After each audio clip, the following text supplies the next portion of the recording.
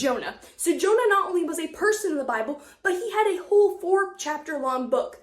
And so we're going to be learning a little bit more about him. In this video, you're going to be learning about who Jonah was and what happened in the first chapter of his book.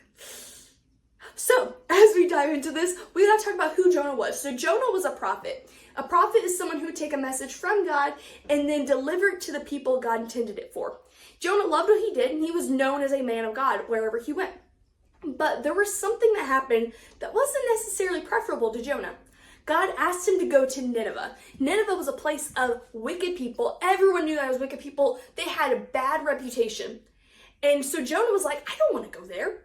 I don't think I would want to go there, honestly, in today's day. If they were that wicked, I don't think I would want to go there either. But Jonah said, no, God, I don't think that's where you want me to go. And sometimes we get in those situations where our parents tell us something to do and we just don't want to do it. But the thing is that at the end of the day, we're supposed to listen to our parents. And at the end of the day, we're also supposed to listen to God. But Jonah did not do that. He fled. He tried to go in the opposite direction. He took a boat going in the opposite direction. And while he was there, and while he was sleeping, a giant storm came.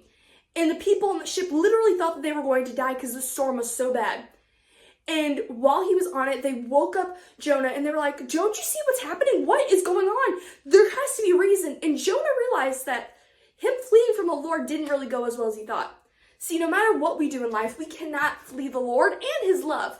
And part of the Lord loving us is knowing what's best for us and knowing that we're supposed to listen to him. So, whenever Jonah tried to flee the Lord, it didn't go as well as he thought. And in the next video, you'll find out a little bit why. But let me tell you something we can learn from this part of the story. So not only is God always there for us, he'll always be around us, and he'll always be helping us to do what is right. But he also loves us so much that he knows what's best for us. And sometimes what's best for us isn't necessarily what's comfortable, but rather what he knows we should do.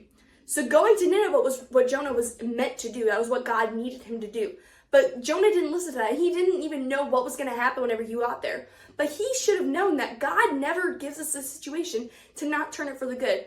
See, we know in Romans that God says that he works all things together for the good of those who love him.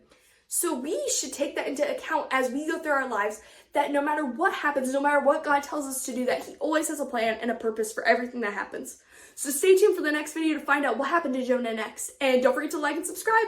Bye!